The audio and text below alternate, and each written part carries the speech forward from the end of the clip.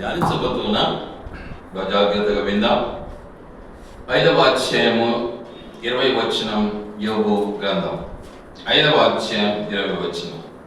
క్షామకాలమున మరణము నుండి యుద్ధమును ఖడ్గ బలము నుండి, క్షామకాలమున మరణము నుండి యుద్ధమున ఖడ్గ బలము నుండి ఆయన నిన్ను తప్పించును.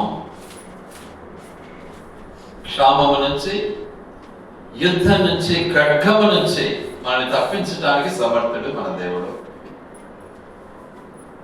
భయంకరమైనటువంటి క్షామం ఏర్పడింది. ఆహారం దొరకకుండా పోయింది.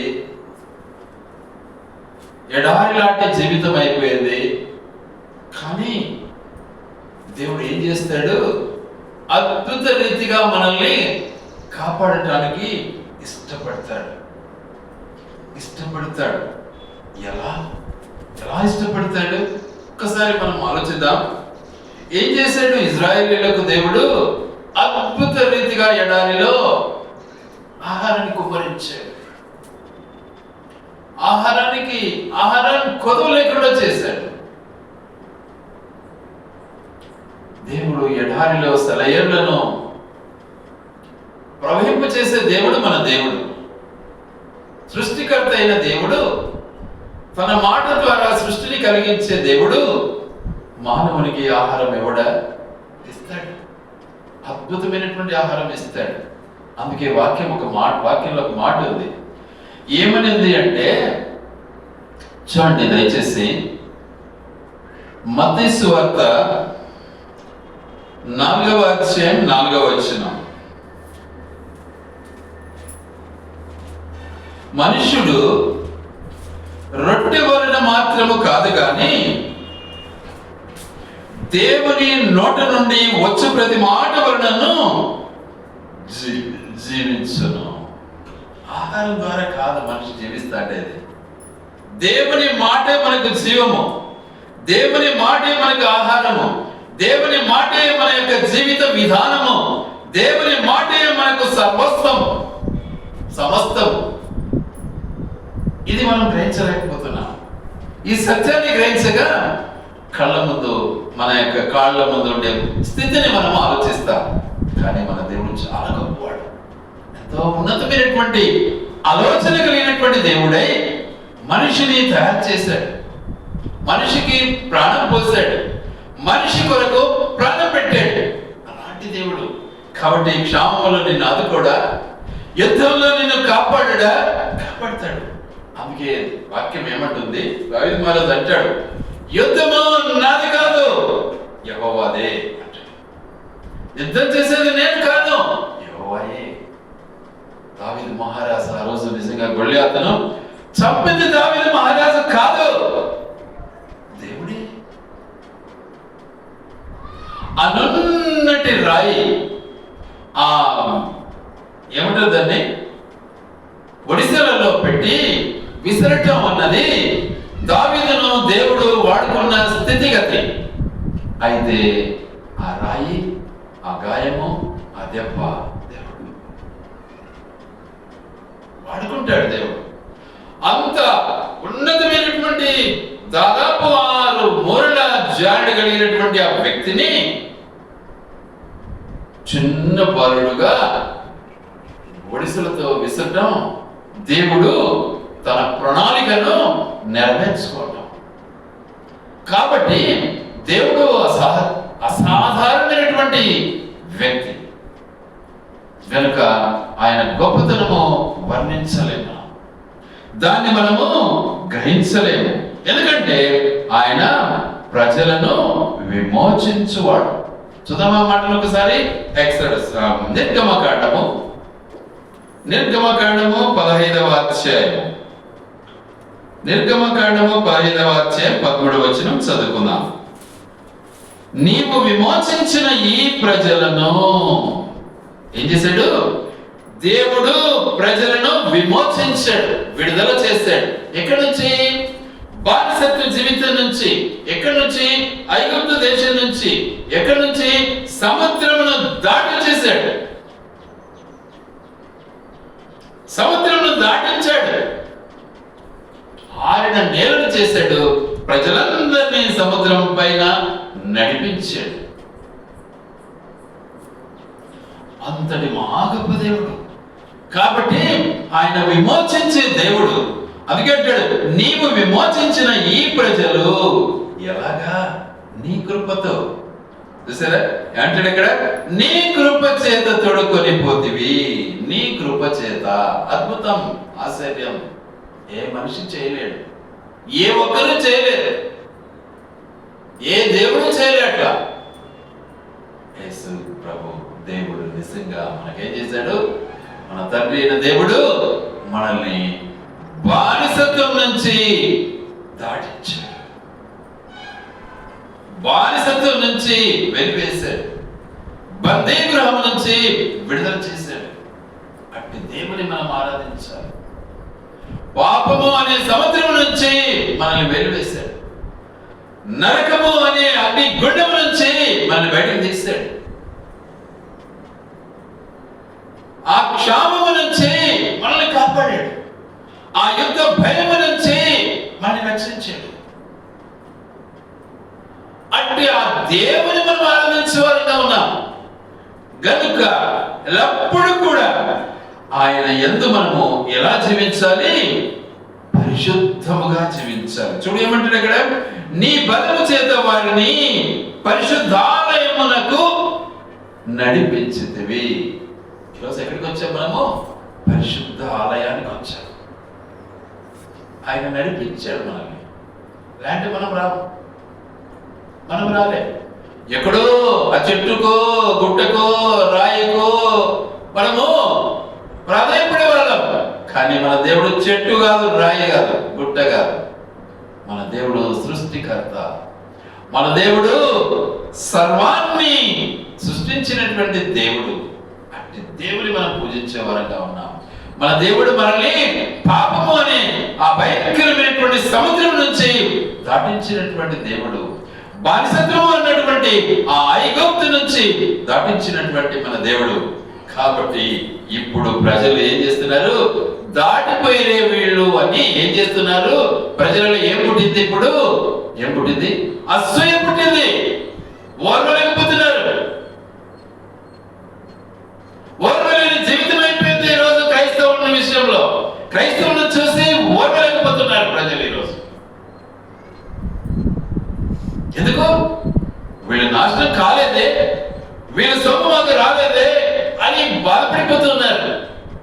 కానీ దేవాది దేవుడు నిన్ను నన్ను ప్రతి ప్రజను రక్షించడానికి సమర్థుడై ఏం చేశాడు? మనకు ఆహారం ఇచ్చాడు. ఏం చేశాడు? మనల్ని సముద్రం నుంచి దాటించాడు. మళ్ళీ ఇంకేం చేశాడు? శత్రు బాధ నుంచి మనల్ని విడిపించాడు. ఖడ్గ భయం నుంచి మనల్ని బలపరిచాడు, తీసేశాడు, కాపాడాడు. కాబట్టి మనకు స్వాతంత్రం ఇచ్చాడు దేవుడు. ఇక మరలా దాస్యమనే కాడికి ఎందుకు మనం వెళ్ళనక్కర్లే. అందుకే గలతీ పత్రిక 5:1 ఒక మాట అంటాడు. చూడండి దయచేసి. గలతీ పత్రిక 5:1.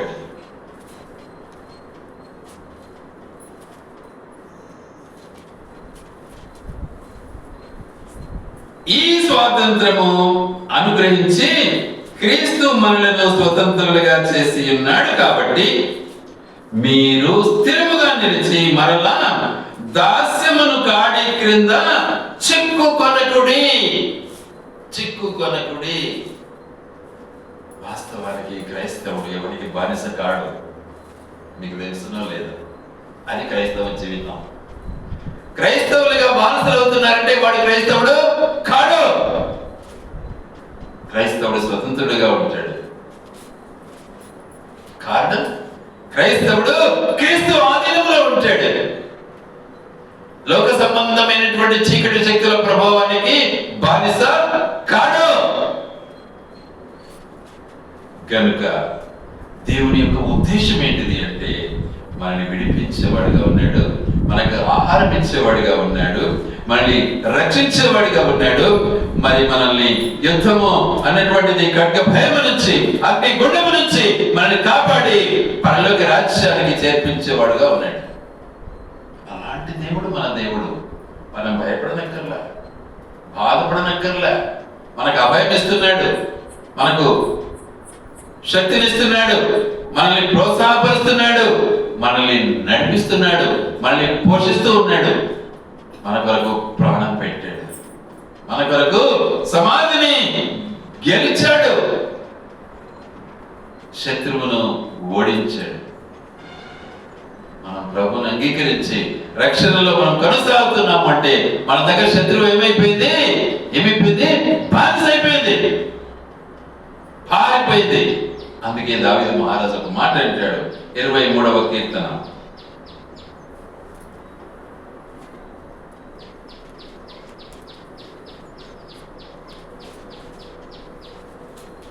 5వ వచనం చదువుకున్నాం. నా శత్రువుల ఎదుట నీవు నాకు భోజనము సిద్ధపరచుదువు. చూసారా, ఏం కొరత లేకుండా చేస్తాడంటే మన దేవుడు. మనం భయపడనక్కర్లే, సమయానికి మనకు దేవుడు ఇవ్వడానికి సిద్ధంగా ఉంటాడు, ప్రతి అవసరం తీర్చడానికి దేవుడు సిద్ధంగా ఉంటాడు. ఆయన వైపు చూడటం మనం నేర్చుకోవాలి. ఆ తర్వాత అంటున్నాడు, నూనెతో నా తల అంటి ఉన్నాడు, నా గిన్నె నిండి కొరత లేని జీవితం, సమాధానం కలిగినటువంటి జీవితం. మన తల ఎలా ఉంటుంది? నిమ్మలంగా ఉంటుంది. మన మనస్సు ఎలా ఉంటుంది? సమాధానంగా ఉంటుంది. అది కలిగినప్పుడే మనము మన దేవుని బిడ్డలం. అది మనలో లేదు అంటే, చంచలత్వం మనలో ఉంది అంటే మనం క్రైస్తవులం కాము. ఐక్యమైనటువంటి ఆలోచనలన్నీ పెట్టుకొని దేవుడా దేవుడా దేవుడా అంటే అంతకు మించిన మోసం ఇంకొకటి లేదు. ఇది వేషధారణ అంటారు. అలాంటి స్థితికి మనము దిగజారిపోకూడనట్టు దేవుడు మనల్ని కాపాడుతూ వస్తున్నాడు. గనుక దేవుడు మనల్ని చూస్తూ ఉన్నాడు. ఎంత బాధపడుతున్నాడు నా బిడ్డ, ఏంటి పరిస్థితి, చూస్తున్నాడా లేదా? చూస్తున్నాడు. చూద్దాం ఆ మాటను ఒకసారి చూడండి దయచేసి. నిర్గమకాండము 6వ అధ్యాయం 6వ వచనం. నిర్గమకాండము 6వ అధ్యాయము 6వ వచనం. కాబట్టి నీవు ఇశ్రాయేలుతో ఇలాగ చెప్పుము, నేనే యెహోవాను, నేను ఐగుప్తీయులు మోయించు బరువుల క్రింద నుండి మిమ్మును వెలుపలికి రప్పించి వారి దాసత్వముల నుండి మిమ్మును విడిపించి నా బాహు చాపి గొప్ప తీర్పులు తీర్చి మిమ్మును విడిపించి మిమ్మును నాకు ప్రజలుగా చేర్చుకొని మీకు దేవుడినయ్యుదును. సరే, ఎంత గొప్ప విశ్వాసం, ఎంత గొప్ప ఆధిక్యత దేవుడు మనకి ఇస్తున్నాడు. ఎందుకు నీవు భయపడతావు? ఎందుకు బాధపడతావు? దేవుడు నీతో ఉన్నానని ఇష్టపడుతున్నాడు. నేను నిన్ను కాపాడేవాడిని దేవుడు చక్కగా మనతో మాట్లాడుతూ ఉన్నాడు. గనుక ఆయన చేతి క్రింద మనం ఉన్నట్లయితే విమోచించబడిన వారం అవుతాం. అందుకే దావీదు మహారాజు కూడా ఆ మాట అంటాడు. చూడండి 31వ కీర్తన 5వ వచనం. 31వ కీర్తన 5వ వచనం. నా ఆత్మను నీ చేతికి అప్పగించుచున్నాను. యెహోవా సత్యదేవా, నన్ను విమోచించువాడవు నీవే. నన్ను విమోచించువాడవు నీవే. నువ్వే నన్ను కాపాడేది, వేరే వాళ్ళు ఎవరు కాపాడలేరు. ఎవరు చెందగా ప్రతి ఒక్కడు నిన్ను చూసి ఓరవలేక ఏడుస్తూ ఉంటాడు. వాడు ఎవడైనా కానీ ఇక పేరుకు క్రైస్తవుడు కావచ్చు, ఇంకొకటి కావచ్చు, కానీ దేవుడు నిన్ను ఆదరించడానికి ఇష్టపడుతున్నాడు. దేవుడు నిన్ను కాపాడడానికి ఇష్టపడుతున్నాడు. ఎందుకు? క్షామకాలమున మరణ భయము నుండి యుద్ధమును కట్ట బలము నుండి ఆయన నిన్ను తప్పించడానికి ఇష్టపడుతున్నాడు. నేనున్నాను నీకు. ఏలియా, నువ్వేం బాధపడక్కర్లే, వెళ్ళు, భోజనము నీ కొరకు సిద్ధంగా ఉంటుంది. ఎవరు తెచ్చిస్తారు? కాకులు తెచ్చిస్తాయి. నువ్వెందుకు బాధపడతావు? కాబట్టి దేవుడు మనల్ని కాపాడేవాడుగా ఉన్నాడు. దేవుడు మనల్ని విమోచించేవాడుగా ఉన్నాడు. ఎందుకంటే ఆయన నిబంధన గొప్పది. ఆయన చేసిన ప్రమాణం చాలా గొప్పది. ఆయన ప్రమాణాలపై మనం ఆస్తులమే జీవించేది నేర్చుకోవాలి. ఆయన ప్రమాణం చేశాడు. ఏమని చేశాడు? క్షామకాలమున మరణము నుండి యుద్ధమున ఖడ్గ బలము నుండి తప్పించేవాడు ఆయన. ఆయన వాగ్దానం అది. మనం అది తెలియక లోకంపై ఆధారపడి బాధపడుతూ ఉంటాం. దానివల్ల నష్టమేది మనమే.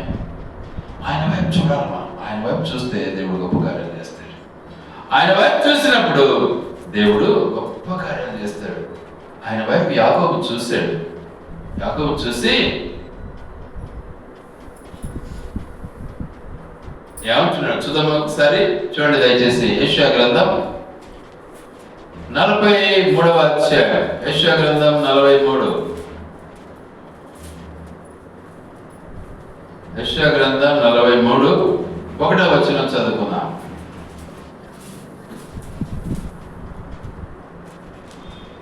అయితే యాకోబు, నిన్ను సృజించిన వాడకు యెహోవా, ఇశ్రాయేలు నిన్ను నిర్మించిన వాడు ఇలాగూ సెలవిస్తూ ఉన్నాడు. మొట్టమొదట యాకోబును సృష్టించాడు. తర్వాత ఏం చేశాడు? నిర్మాణం చేశాడు. మన జీవితంలో కూడా అంతే. మనము సృష్టించబడ్డాము, తయారు చేయబడ్డాము, తర్వాత నిర్మాణం పొందుకున్నాం, మారు మనసు పొందారు. దేవుడు మనల్ని రక్షించాడు. దేవుని యొక్క పవిత్రమైనటువంటి రక్తంలో మనం కడగబడ్డాం, విమోచించబడ్డాం. ఆ తర్వాత ఏమంటున్నాడు? నేను నిన్ను విమోచించి ఉన్నాను. చూసారా? నేను నిన్ను విమోచించి ఉన్నాను. ఎంత క్లియర్గా చెప్తున్నాడు మన దేవుడు. సందిగ్ధ సమస్యగా చెప్పలే. ఇటు పోవాలని అటు పోవాలని ఆలోచన చేయాల్సినటువంటి అవసరత మనకు లేదు. ఆ తర్వాత ఏమంటున్నాడు? భయపడకము, పేరు పెట్టి నిన్ను పిలిచి ఉన్నాను. పేరు పెట్టి నిన్ను పిలిచి ఉన్నాను. ఆ తర్వాత నీవు నా సొత్తు. నీవు నా సొత్తు. సొత్తు ఎలా ఉంటుంది? సొత్తులు ఎలా పెట్టుకుంటారు మనుషులు ఈ రోజుల్లో? చాలా జాగ్రత్తగా పెట్టుకుంటారు. నేను అజాగ్రత్తగా వేయించి పోగొట్టుకున్నాను నా సొత్తును మొన్న. అయితే ఈరోజు దొరికింది నాకు మళ్ళీ. కాబట్టి సొత్తును పోగొట్టుకోరు ఎవరు కూడా. కాబట్టి మనం ఎవరి సొత్తు? దేవుని సొత్తు. దేవుని సొత్తు అయిన ప్రజలము. పేతురు అంటాడు అన్నమాట 2:9. మీరు నా సొత్తు, రాజులైన యాజక సమూహం, మీరు దేవుని సొత్తైన ప్రజలు, పరిశుద్ధ జనము. కారణం ఆయన మనల్ని రక్షించడానికి ఇష్టపడ్డాడు. ఆయన మనల్ని కాపాడడానికి ఇష్టపడ్డాడు. ఆయన మనల్ని ఎప్పుడు విమోచించేవాడు, విడుదల చేసేవాడుగా ఉన్నాడు ఎలాంటి పరిస్థితుల్లోనైనా. అందుకే దావీదు మహారాజు ఏమంటాడంటే 119వ కీర్తన 111వ కీర్తన 111:9 111:9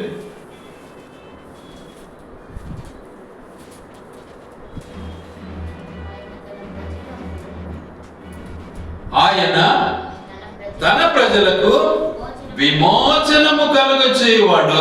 చూసారా? తన ప్రజలకు విమోచనము కలుగచేవాడు.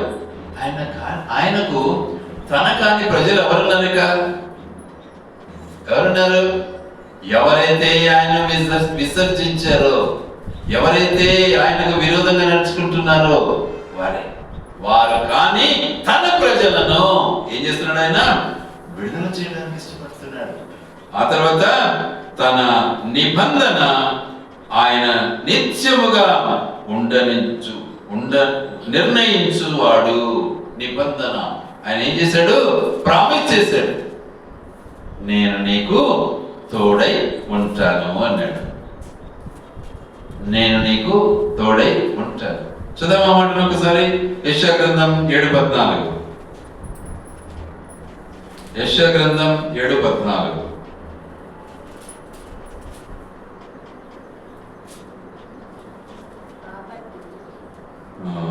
కాబట్టి ప్రభువు తానే ఒక సూచన మీకు చూపును. ఆలకించుడి. కన్యక గర్భవతి అయి కుమారుడికని అతనికి ఇమ్మానుయేలును పేరు పెట్టును. చేసిన వాగ్దానం, చేసిన ప్రామిస్ సంపూర్ణంగా నెరవేర్చడానికి ఇష్టపడుతున్నాడు మన దేవుడు. మనం కూడా మాట ఇచ్చి మార్చుకోకూడదు. దానివల్ల నష్టపోయేది మనమే. మన దేవుడు అలాంటి కాదు కదా. మరి ఆయన నమ్మిన మనం ఎలా ఉండాలి? అదే విధంగా ఉండాలి. దేవుడు నిజంగా ప్రభువులో వాక్యానుసారంగా నేను నేర్చుకున్నది అది చాలా గొప్ప విషయం. అదే నేర్చుకున్నా నేను. మాట ఇస్తే అయిపోయాక చావు బ్రతుకు అవతల వెనక్కి పోయేది ఉండదు. ఎందుకంటే నా దేవుడు నాకు నేర్పించాడు. అందుకే ఆయన మాట ఇచ్చాడు, నేను కాపాడతాను అన్నాడు. చూడు ఏమంటున్నాడు ఇక్కడ, కన్యక గర్భవతి కుమారుడికని అతనికి ఇమ్మానుయేలు అని పేరు పెట్టాను. అయితే ఇమ్మానుయేలు అంటే అర్థం ఏంటి? ఇమ్మానుయేలు అనగా భాషాంతరమున దేవుడు మనకు తోడుగా ఉంటాడు. మాట ఇచ్చాడు ఇమ్మానుయేలు. గనుక ప్రభువులో మనము కొనసాగవలసినటువంటి జీవిత విధానాన్ని మనము మర్చిపోకూడదు. అందుకే ఆయన అన్నాడు, ఆయన నామము పరిశుద్ధమైనది, పూజింపదగినది. ఆయన నామం ఎలాంటిది? పరిశుద్ధమైనది, పూజింపదగినది. ఇంకా మిగతా నామాలు పరిశుద్ధమైనవి కావు. ఇంతే సంగతి.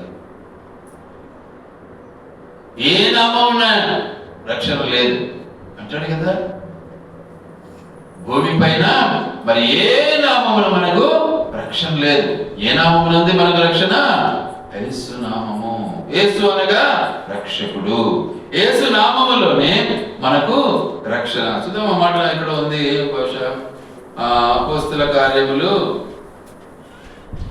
4వ అధ్యాయం 12వ వచనం.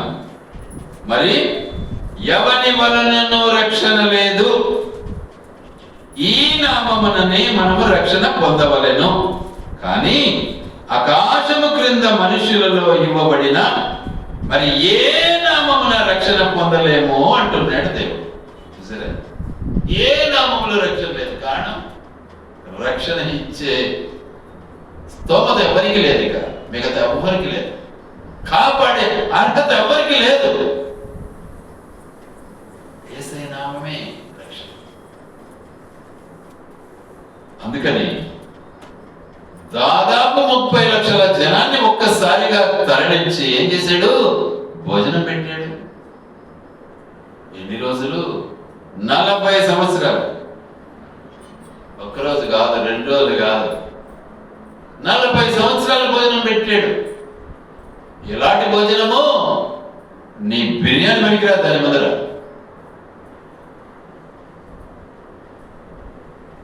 మాంసం కావాలంటే మాంసాన్ని కురిపించాడు. అతనితో ఉరుకున్నాడా? అక్కడి నుంచి ఎక్కడికి నడిపించాడు? స్వతంత్ర దేశానికి నడిపించాడు దేవుడు. నన్ను పాలు తేనెలు ప్రవహించే దేశానికి నడిపించాడు. అక్కడి నుంచి ఆ దేశంలో కొరత లేని బ్రతుకు, ఆనందమే ఆనందం. అట్టి బ్రతుకును మనము కలిగి ఉండాలన్నది దేవుని యొక్క ఉద్దేశం. అలా మనము జీవించినప్పుడే దేవునికి ఘనత, మహిమ. అలా మనం జీవించకపోతే మారు మనసు పొందినాము, పశ్చాత్తాపం పొందినాము, యేసుప్రభువే మా దేవుడు అని చెప్పి మళ్ళీ బానిసగా జీవిస్తున్నావు అంటే నువ్వు దేవుని బిడ్డవు కాదు.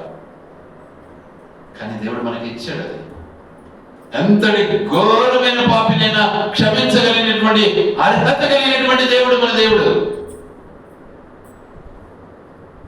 మిగతా ఎక్కడ లేదు ఆ నినాదం, ఎక్కడా లేదు.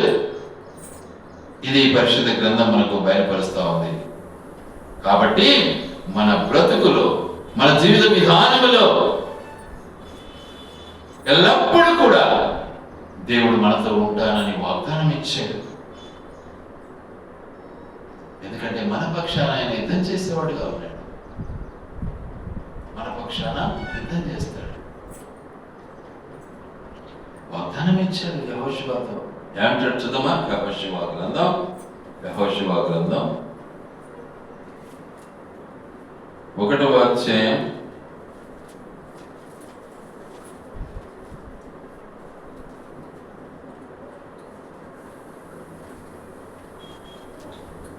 7వ వచనం చదువుకుందాం. అయితే నీవు నిబ్బరము కలిగి జాగ్రత్త పడి బహుధైర్యముగా నుండి నా సేవకుడైన మోషే నీకు ఆజ్ఞాపించిన ధర్మశాస్త్రం అంతటి చొప్పున చేయవలెను. నీవు నడుచు ప్రతి మార్గమున చక్కగా ప్రవర్తించినట్లు నీవు దాని నుండి కుడికి గాని ఎడమకు గాని తొలగకూడదు. ముందు దిక్కులు చూడకూడదు. అడిగి పోతే బాగుంటుంది, ఈటికి పోతే బాగుంటుంది, ఆడ చేస్తే బాగుంటుంది, ఇవన్నీ మనం పుట్టించుకున్నాం ఇప్పుడంతా. అట్లయ్యే ఇప్పుడు సంఘాలన్నీ నాశనమైపోతున్నాయి. కుడికి కానీ ఎడమ కానీ తొలగకూడదు. ఆ తర్వాత ఏమంటాడు? ఈ ధర్మశాస్త్ర గ్రంథమును నీవు బోధింపక తప్పిపోకూడదు. దానిలో వ్రాయబడిన వాటన్నిటి ప్రకారము చేయుటకు నీవు జాగ్రత్త పడినట్లు దివారాత్రము దాన్ని ధ్యానించిన ఎడల నీ మార్గమును వర్ధిల చేసి నిన్ను చక్కగా ప్రవర్తించదవు.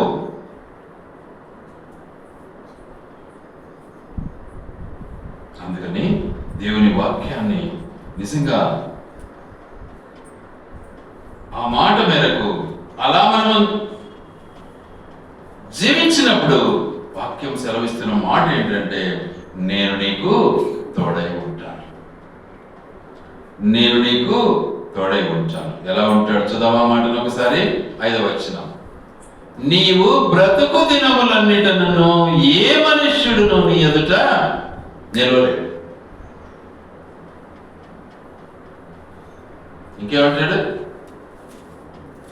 నేను మోషేకు తోడై ఉండినట్లు నీకును తోడై. ఈరోజు చాలా మంది మరి ఏదో రీతిగా మనము దేవుని సేవ చేస్తే పాస్టర్ అయితే చాలు అన్నట్టు చాలా మంది ఇప్పుడు తయారైపోయినారు. కానీ వాళ్ళని తప్పడబట్టం లేదు, కానీ వాళ్ళు చేయవలసిన తీరు నేను జ్ఞాపకం చేస్తున్నా. చేయవలసినటువంటి ట్రైనింగ్ లేదు మనకి. మోషే ఎన్ని సంవత్సరాలు ట్రైనింగ్ పొందాడు? ముందు యువరాజుగా 40 సంవత్సరాలు ట్రైనింగ్ పొందాడు దేశంలో రాజుగా. ఆ తర్వాత దేవుని సేవకు రావటానికి 40 సంవత్సరాలు ట్రైనింగ్ పొందాడు. 40 సంవత్సరాలు. ఈరోజు ఒక నెల ఉంటే చాలా అయిపోయాను, నేను ట్రైనింగ్ అయిపోయింది నాకు అనుకుంటూ ఉంటారు అందరు సేవకులు, పాస్టర్లు. ఈరోజు 40 సంవత్సరాలు ట్రైనింగ్ పొందాడు. ఆ తరువాత 40 సంవత్సరాలు నాయకునిగా నడిపించినాడు దేవుడు ఆయన.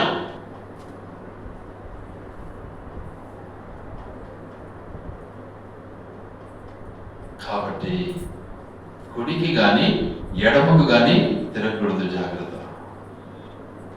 చక్కగా మనము నడిచినట్లయితే దేవుడు మనల్ని కాపాడటానికి సిద్ధంగా ఉంటాడు. కాబట్టి మనల్ని రక్షిస్తున్నాడు, మనల్ని కాపాడుతున్నాడు, మనల్ని విడుదల చేస్తూ ఉన్నాడు. మనల్ని జాగ్రత్తగా ప్రభు యొక్క మరి మార్గంలో అనగా పరలోక రాజ్యం కొరకు మనల్ని తయారు చేస్తూ ఉన్నాడు. కనుక మనం సిద్ధపడదాం. ఎల్లప్పుడూ కూడా ప్రభు కొరకు జీవించేది నేర్చుకుందాం. ప్రభు కొరకు ఎదురు చూసేది నేర్చుకుందాం. ఆయన కొరకు ఎదురు చూచువారు ధన్యులు. కాబట్టి దేవుని మనం ఆరాధించుకున్నాం. దేవుడి మాటలు ఆయన వెనుకడిలో దీవించి ఆశీర్వదించునుగాక.